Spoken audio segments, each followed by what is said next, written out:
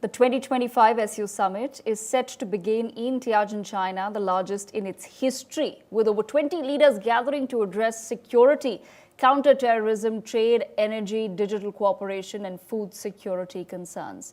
The agenda also includes cyber defense, artificial intelligence, and formalizing Belarus's membership. Indian Prime Minister Narendra Modi has arrived in Tianjin for the summit, set for the 31st of August until the 1st of September. Chinese President Xi Jinping has already met with Myanmar's Min Aung Hlaing, Nepal's Prime Minister KP Oli Sharma, and Kazakhstan's Kasim Jomart Tokayev in the host city. Maldivian President Mohammad Mizu has also reached Beijing ahead of the talks. Leaders present include Xi Jinping, Narendra Modi, Russia's Vladimir Putin, Turkey's Recep Tayyip Erdogan, Iran's Masoud Pezeshkian, Indonesia's Subianto, Malaysia's Ibrahim, Vietnam's Chin, and Pakistan's Shehbaz Sharif, Nepal's KP Oli Sharma, Maldives' Mohammad Mizu, and Myanmar's military chief Min Aung Hlaing. UN Secretary General Antonio Guterres will also be in attendance. Marking the 25th anniversary of the SCO, the summit comes amid sharp global conflicts and internal rifts, with leaders aiming to use the platform to bolster energy cooperation, regional security, and digital defenses, positioning the SCO as a counterweight to Western blocs like NATO. Joining me on the broadcast is my colleague Megha Sharma, who is in Tianjin, China, bringing us exclusive insights from the summit. Megha, let me come across to you quickly. What's the latest that you're picking up from the ground? All right now we are getting to know that Prime Minister Narendra Modi, he was en route from Tokyo to Tianjin. He has already arrived over here just a few moments ago. Now he is on his way to the hotel where he would be spending the night. In fact, the next 2 days when the summit takes place. I'm exactly where the Prime Minister is scheduled to arrive. This place is called Wanda Vista Hotel, and this is in the heart of Tianjin. And we are at this point of time eagerly awaiting the Prime Minister's arrival. We are also at this point of time witnessing a large number of people from the Indian community who are present over here, eagerly awaiting to get hold of the Prime Minister, even for a moment, or just to get a glimpse of him. But on the larger scale, a large number of these leaders, many of them have already descended on Tianjin. You already mentioned about how there is the Pakistani Prime Minister, we have the Iranian President, we also have President Putin of Russia. They all, and of course Central Asian countries as well, whose heads of states have finally arrived in Tianjin for the 2-day summit. The summit begins tomorrow, but before that, the actual summit is actually going to begin tomorrow evening local time, Beijing time. But in the morning, there are going to be bilaterals that have been lined up between President Xi Jinping and other leaders of the countries that are participating or are of the observer status of the SCO Summit 2025, which includes Prime Minister Narendra Modi. This bilateral is supposed to happen in the morning tomorrow at 10 a.m. Beijing time. After that, there are a number of bilaterals. There is one bilateral that is going to happen between Xi Jinping and the President of Russia as well, Vladimir Putin. Alongside that, there is likelihood that the Prime Minister of India, who has allocated a slot of about 2.5 hours to have a meet and greet or informal talks or even bilaterals with other leaders that India may be interested in talking to, which includes, in all likelihood, if sources are to be believed, Myanmar. The head of state of Myanmar is going to also be meeting the Prime Minister and holding that short talk with him on the sidelines of this summit. Okay, Megha, it's taking place at a very interesting time globally. Russia is currently engaged in a war with Ukraine that America is trying to stop at this point in time. There's also been a recent conflict between India and Pakistan, and leaders of all of these countries have now gathered in China, which is at this point in time one of the main adversaries of the United States of America. Basis that, what is it that you're picking up from the ground? What are going to be some of the most critical discussions that will be taking place in some of these bilateral meetings as well as the larger SCO Summit this year? Yes, this is in fact the SCO Summit was founded in 2001. It is 2025 now, and it has been a long, fruitful, laborious journey of 25 years that this forum has taken forward. And as you mentioned already, you were speaking about the agenda of the SCO Summit 2025 is security. When you talk about trade, energy, we're talking about green transition, we're talking about regional cooperation, regional security. So these are the issues that are going to be the focus of this multilateral summit, multilateral forum. But of course, what has overshadowed this SCO summit is the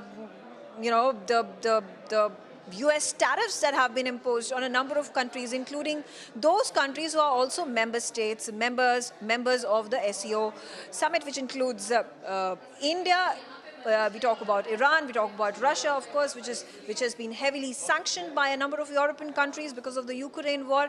China itself is, under the scrutiny of the United States of America. There was at one point of time, just not too far long ago, that United States had threatened to impose tariffs up to the tune of 250% on Chinese goods. But China has perhaps been one of the fewer nations to say who have been able to stand steadfast against these bullying tactics of the American administration of US President Donald Trump.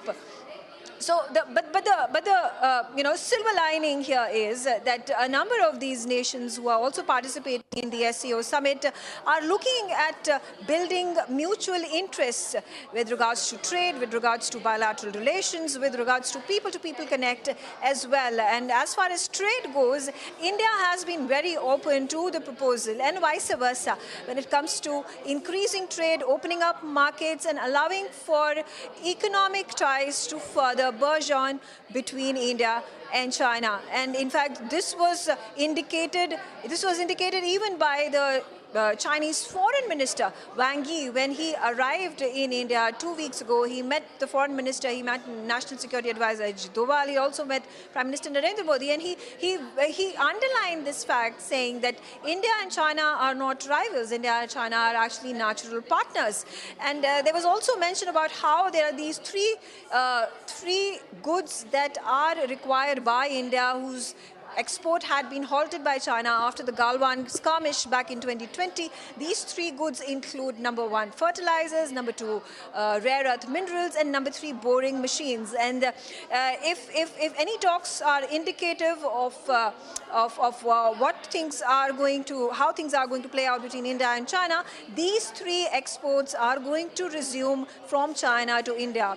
It is going to be a win-win situation, and for China particularly, because India is once again, which had closed down markets during the Galwan clash, is now going to very soon open up its markets, which means China, which has a massive supply of goods, is going to send over its excess goods into India, which from where it will be getting the steady demand. Something similar is also going to be witnessed between Russia and India. We already know that Russia is a strategic, important defense partner for India. Russia has been providing India with crude oil requirements, and this is going to continue to happen. There was, in fact, just a week ago, there was a press conference that had been held by the Deputy Chief of Mission of Russia in India, and he said that there is at this point of time negotiations being held if there can be a further 5% discount that can be provided to India to buy its energy security needs from Russia. All right, thank you so much for that, Megha.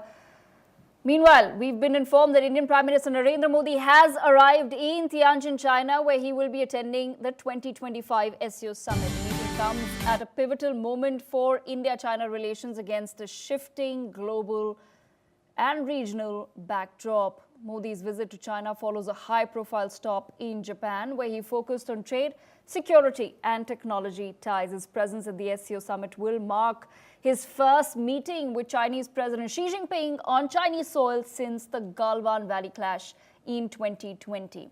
While border disputes and diplomatic strains persist, Modi's arrival at SCO signals India's intent to engage pragmatically through multilateral platforms. The summit offers space for dialogue cooperation and management of differences in efforts to balance regional power and maintain stability. What does that truly mean? I take that conversation forward. Joining us on the broadcast is Mr. William Yang. He's an analyst. Mr. Yang, I want to understand from you. There is a larger global context in which the SCO Summit is taking place this year, and that context is pretty critical to understand. There are leaders of countries that are currently actively engaged in war who are present. For example, Russia's Vladimir Putin. The heads of India and Pakistan are present at the SCO Summit, and India and Pakistan were just engaged in a short but dramatic conflict very recently. However, the larger global context, Mr. Yang, is the tariff war. The fact that several nations are now feeling the heat of American tariffs. In your perspective, how critical will discussions on trade and bilateral relations be as far as this particular summit is concerned? Yes, I think this summit is definitely a very important platform and occasion for all these countries that are currently experiencing a heightened tariff pressure coming from the US to signal that they are beginning to identify some common grounds for them to, in fact, try to seek deeper engagement, if not solid cooperation. Because as you have pointed out, these tariff situations are remaining very fluid. The White House could change its mind in a blink second, and countries will have to constantly be reacting to that as well. But at the same time, I think for especially China, India, and Russia, they are seeing a need to start to talk about, explore possibilities to deepen engagement, especially I think on the trade and bilateral economic front, especially I think for China and India, both are still facing a very fluid situation and a constant potential uptick of pressure coming from the US. So toning down and amending some of the strained ties following the border conflict in 2020 is necessary for both parties. But at the same time, there are existing and long-standing frictions that will limit the scope and the prospect of actual substantive progress. Mr. Yang, in your perspective, how is the SCO then positioning itself as a viable alternative to Western-led alliances like, say, the NATO and G7? Is that something that's even possible at this point in time? I think as of now, the SCO remains a very loosely aligned set of countries that expands across a wide geographic range, because we know that there are also more than a dozen countries that are waiting to witness the outcome of this summit to decide whether they want to deepen their engagement in this platform. But I think it is indeed emerging as a potential platform for major developing powers like China and India to actually use it to deepen their leverage and influence in especially the global south. But at the same time, there are a very wide range of divergence on a whole range of different issues that all the member states of SCO will have to start to deepen their engagement and actually find potential common grounds to form consensus before we can actually even consider whether the SCO can indeed become a potential rival organization for these rising powers against NATO and G7, which are, has a much longer history, is a much established organization. There is a very consistent structure and consistent common goals for all the member states to work towards. Okay, Mr. Yang, before we let you go, one last question. As a follow-up on that, I want to understand from your perspective, do you see the expansion of the SCO with new members coming in, such as Iran and Belarus, as a message primarily to the West at this point in time, or is this a desire for greater regional cooperation, which could perhaps lead to a more solidified SCO in the coming years?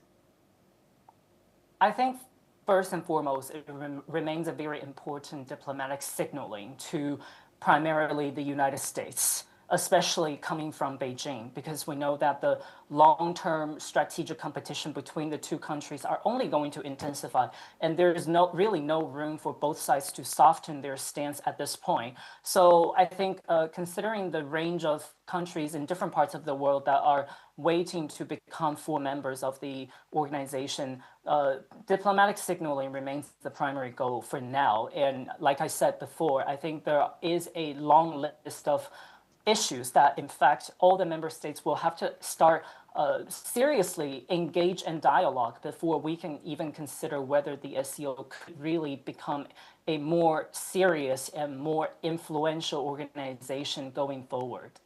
All right, Mr. Yang, thank you so much for joining us on NewsX with that perspective. I must now quickly go across to Major General Gigi Dwivedi, Global Affairs expert, who's also and strategic defense expert who joins us on NewsX World. Major Dwivedi, an Indian perspective is extremely critical as far as the SCO Summit is concerned. I have to begin by asking you, it's a very interesting time in the world when this summit is taking place.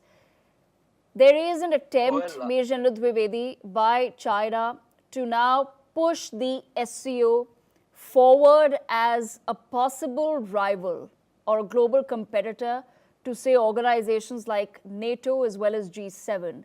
However, the member states within the SCO have had conflicts. We have, for example, the recent conflict between India and Pakistan, but both heads of state are at SCO this year. There's also been skirmishes between India and China in the past, but both heads of state are there at the summit this year. But I want to understand from your perspective, if China wants to bring about a competitive global body against the United States of America, what is it that it must do to build confidence and trust with India? Well, I think that's a very interesting question that you have posed. This summit is actually taking place in crucial time. I don't think a very interesting time, but these are critical time, crucial time. And this SCO summit is taking place during the time when there's a tremendous turbulence across the globe, and there are a number of factors to it. Firstly, let's take what exactly is the Shanghai Cooperation Organization. You know, this organization is largely driven by China, supported by Russia, as an alternate to the global groupings, that is the Western grouping, be it NATO or the European Union or other organizations which are primarily American-driven and, of course, European-supported. Now, this has been the attempt by China to have alternate organizations so as to neutralize the Western alliances or Western partnership. So, Shanghai Cooperation Organization is one such forum or one such grouping. And of course, there's BRICS as well. The point is, I don't think India and China are on the same page. While China has aspiration to have alternate grouping, but I don't think India is so committed because let's face the fact, we are outliers. We are not actually on the main table of the organization. And you rightly brought out that within the grouping, the countries have serious issues.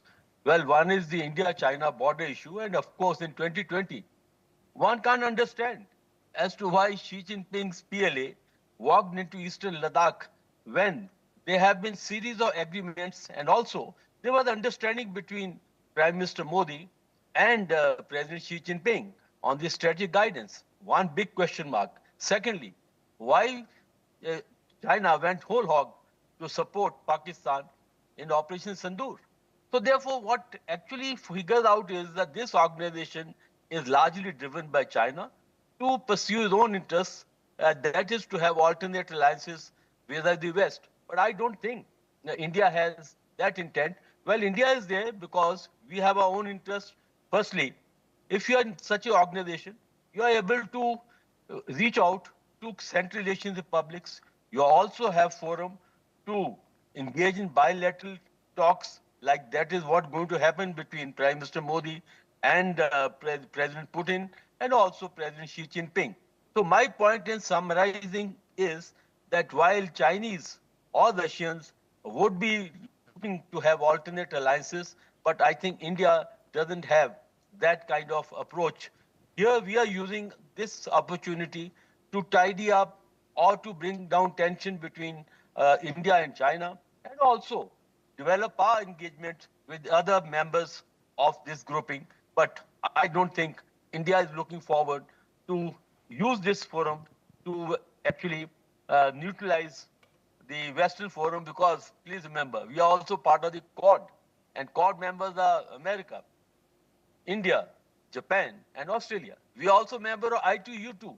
I2U2 is India, Israel, USA, and UAE. So therefore, we have our own grouping. All I can say is we are trying to balance it out, but I don't think we are on board to have this SCO as an alternate to the Western alliances or NATO.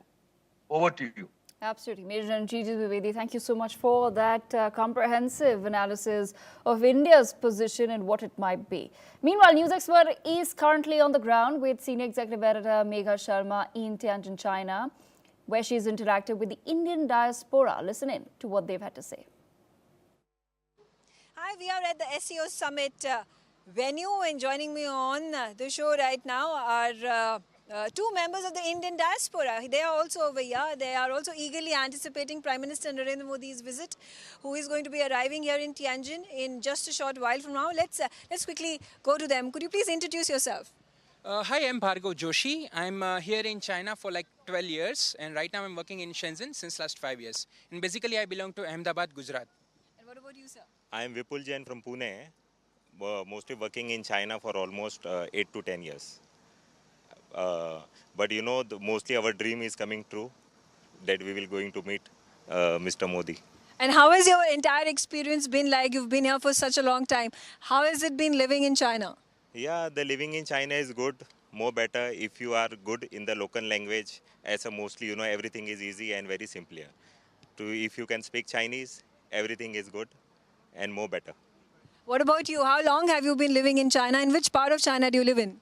Well, I'm living here for like last 12 years. I've been in Shanghai for 5 years, and right now I'm in Shenzhen since last 5 years. I'm working in a cybersecurity and tech company as a digital marketing person. Right, absolutely. Now, you know, the Prime Minister is visiting China after 7 long years. What is the anticipation amongst the Indian community over here? We are very passionate and we are very excited to greet and meet Mr. Narendra Modi. We are seeing this as a kind of synergy between China and India, and we are super excited to welcome him. What about you? I mean, is there a vibrant Indian community living here in Tianjin and different other parts of China? Yeah, exactly, we are not familiar from Tianjin, but almost, you know, we have come from South China, 2,000 kilometers, for specially to meet Modi. Okay, wonderful. Also, I have with me another gentleman. Could you please introduce yourself? My name is Lalit Sharma. I'm originally from Punjab, Mohali, and currently living in China since 1996. Wow, that is a really long time that you've been living in China. Are you now well versed with Mandarin? Yes, I can go around in China without any problems and visited a lot of parts of China. Right, and how does it feel that the Prime Minister is visiting China after 7 years, and finally there is a thaw in relations between India and China? Yes, we are very excited because we have seen the good part of the relationship between India and China since 2014 to 18, and we hope those good times come back.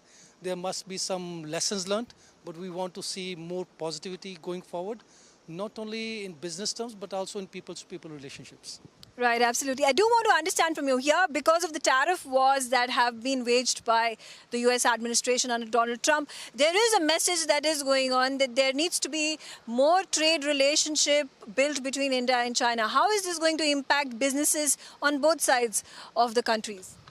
Well, to be honest, I think they both can give you a better answer, because I'm into more like a tech and AI and those kind of It's also very interesting because that's also, you know, we talk about technology, we talk about AI, we talk about, and all this transfer of technology is something that India desires from China so as to build its own resilient systems. How do you think China can help India in setting up its investment and production dreams? Yeah, see, that's the very good questions what you said. And like I was talking to you that in Shenzhen, right, so we can see the drone like flying in the sky. They are having a delivery actually. So like what we have Swiggy and Zomato, so we can see those kind of people over there in India. Similarly in Shenzhen, you will see the drone flying in the sky and then they're taking the coffee over there. So that kind of world we are living in Shenzhen, and we have seen the technological development. We have seen the robots which are working on the street, right? So I would say that that kind of a technological collaboration is definitely needed, and that's something which India can learn from China. We can have some kind of technology tie-ups, and yeah, together we can create a better world. Also, understanding from you, what business are you involved in? I am involved into electronic, manufacturing, furniture and lights.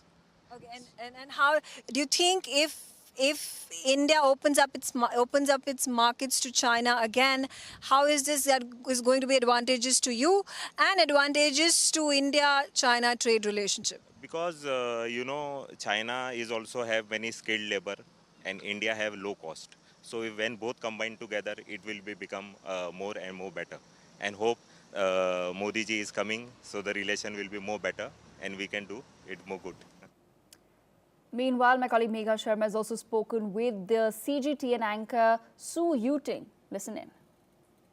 Hi, I am in Tianjin in China at the SCO Summit. Joining me right now is Su Yuting. She is the CGTN anchor and she's come all the way from Beijing to be part of the SCO Summit. Thank you, Su, for joining me. Thank you very much for inviting me to your very special show. Thank you very much, Megha. So I do want to understand from you, of course it is the 2025 SCO Summit. What I am focusing on over here is, of course, the Indian Prime Minister Narendra Modi's visit to China. He will be arriving later today in Tianjin. How do you see India-China relations growing in the future? Well, you know that this is a very good question, because you know that this year marks the 75th anniversary of the establishment of diplomatic relations between China and India. And we know that China and India are two very ancient civilizations with the long history of the friendly relations of the past 75 years. So it is very significant here today. And you know that you've mentioned Prime Minister from India, Narendra Modi, will visit here in Tianjin and also to attend the SCO Summit here in Tianjin.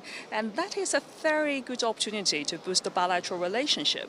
And you mentioned that this is a very significant event, and we believe that this will be a good opportunity for the both sides to come together to forge ahead the bilateral relationship. And we know that a couple of weeks ago, Chinese Foreign Minister Wang Yi has visited New Delhi and held talks with Indian Prime Minister Narendra Modi. They met together, and that is a very fruitful meeting between the two sides, because they said China and India are not rivals, they are partners. That is a very significant signal sent by both sides. And they just said that the two sides will just implement the consensus reached by the two heads of state, the two leaders in the Kazan meeting last October. So we believe that within the SCO framework, SCO will provide a very important platform for both sides, not only India and China, but also the whole SCO big family together. You know that over the past 24 years since the establishment of the SCO in 2001, this organization has grown bigger with several rounds of expansion. The SCO now consists of 10 member states, 2 observer states, and 14 dialogue partners. So that is a big family. So not only we are talking about the bilateral relationship, but also the multilateral relationship. The leaders gathering together, they will talk about many issues, including the international issues and the regional issues together, covering a wide range of areas, including economy, energy, cultural, and people-to-people exchanges. So we are hopeful that lots of media, including you from NewsX from India and me from CGTN, will collaborate together to make this coverage more significant and very successful. And we're looking forward to the fruitful outcomes coming out from this upcoming summit. And that's all we have time for, but we will continue to bring you more updates from the SCO Summit on the other side. Stay tuned.